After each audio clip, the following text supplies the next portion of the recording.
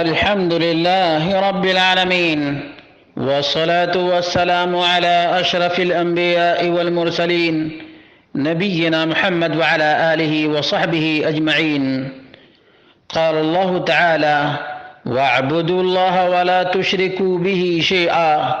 برادران اسلام، دینی اور ملی بھائیوں، دوستوں اور ساتھیوں، اللہ رب العالمین نے اپنی ہی عبادت کے لیے انس و جن کو پیدا کیا ہے، اور محمد رسول اللہ صلی اللہ علیہ وسلم اللہ واحد ہی کی طرف دعوت دینے والے، توحید ہی کی تبلیغ کرنے والے، اور شرک کے تمام تر وسائل اور ذرائع سے روکنے والے، یہاں تک کہ اللہ کے رسول صلی اللہ علیہ وسلم نے آخری لمحے میں دعا کی: اللہم لا تجعل قبری وثنا یعبد.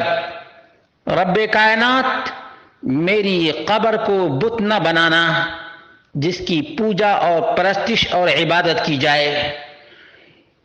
اس فرمان مصطفیٰ کا اور نبی اکرم صلی اللہ علیہ وسلم کی دعا کا اثر یہ تھا کہ صحابہ کرام، تابعین عظام، تبع تابعین، یہ تمام کے تمام قبر کو پختہ بنانے سے، قبر سے التجا فریاد کرنے سے بالکل باز رہے، یہاں تک کہ چوتھی صدی ہجری اور بعض تاریخی روایات کے اعتبار سے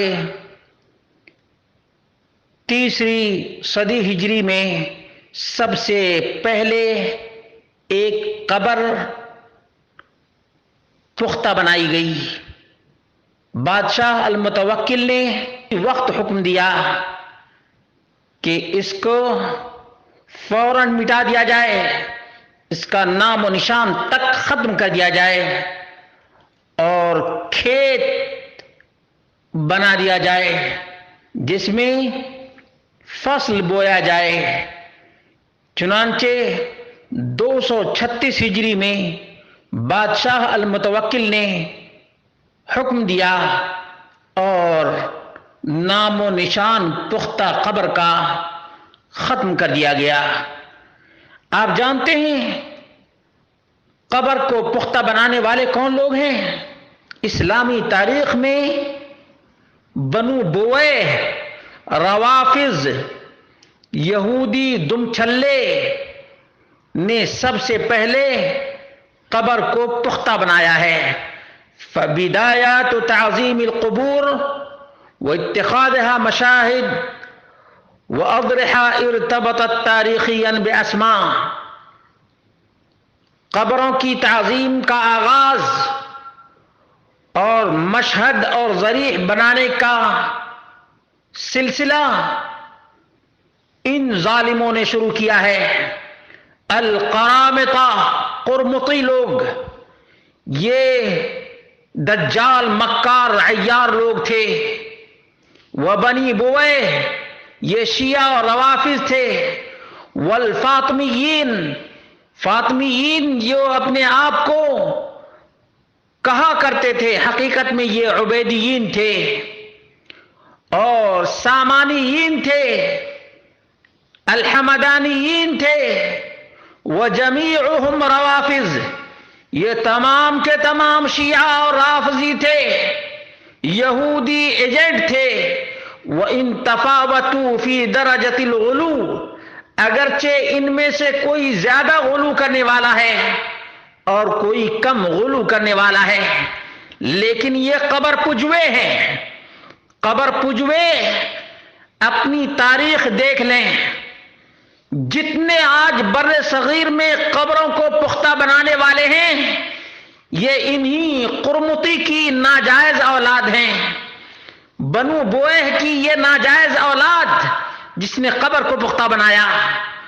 عبیدیوں کی یہ ناجائز اولاد ہے جس نے قبروں کو پختہ بنا کر رکھا ہے اور آج تک قبروں کو پختہ بنا رہے ہیں.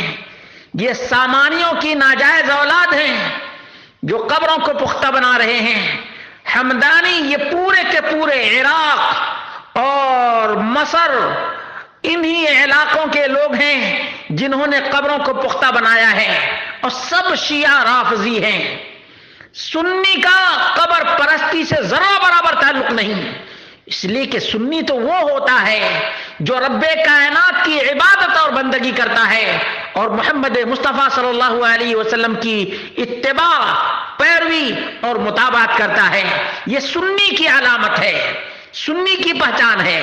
شیعہ سب سے پہلے یا علی کا آغاز کیا، اس کے بعد یا حسن کا آغاز کیا، اس کے بعد یا حسین کا آغاز کیا، اس کے بعد یا فاطمہ کا آغاز کیا، اس کے بعد مہدی کا انتظار کیا، اور آج تک یہ مہدی مسردب ڈرپوک کا انتظار کر رہے ہیں۔ مسلمانوں، تم اپنی عقل کے دریچے کو کھولو نا، تم دیکھو کہ تم کس کی پیروی کر رہے ہو۔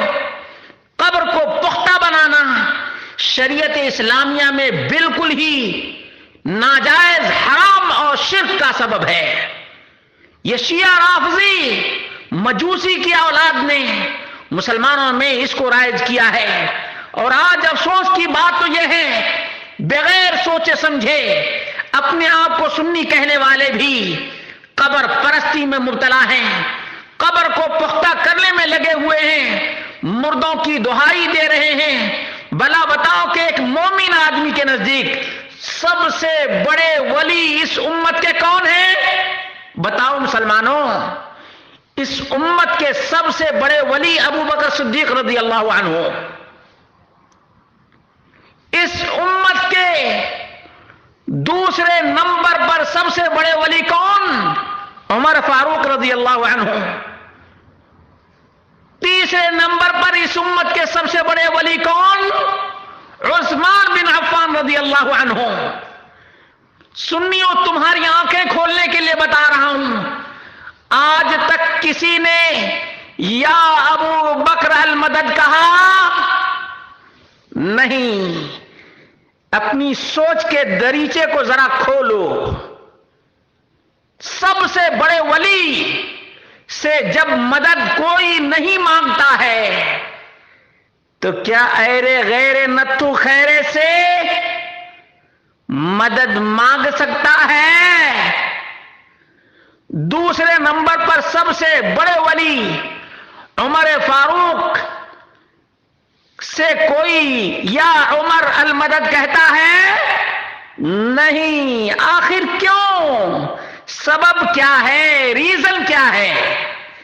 سوچو، یہ شیعیت اور رافضیت نہیں تو اور کیا ہے؟ یہودیوں کے ایجنٹ اور مجوسیوں کی ناجائز اولاد کا کام نہیں تو کس کا کام ہے؟ آج تک تم میں سے کسی نے سنا ہے یا عثمان المدد؟ نہیں۔ کیوں نہیں سنا؟ اس لیے کہ یہ یہود و نصارہ کی روش پر چلنے والے روافض، سبائی، یہودی ایجنٹ، یہ شیعہ ہیں، شیعہ مجوس کی اولاد۔ اٹھاؤ التاریخ الاسلامی، جلد نمبر 6، صفحہ نمبر 149۔ یاد رکھو مسلمانوں، قبر پرستی کی یہ تاریخ ہے، اسے یاد رکھو گے تو قبر پرستی کا پوسٹ مارٹم کرنے کے لیے ہم وقت تیار ہو گے۔ اللہ رب العالمین ہم سب کو قرآن و سنت کی پیروی کرنے کی توفیق عطا فرمائے، اور شرک کے اڈوں سے دور رہنے کی توفیق عطا فرمائے، شرک کے اڈوں کو ختم کرنے کی توفیق عطا فرمائے۔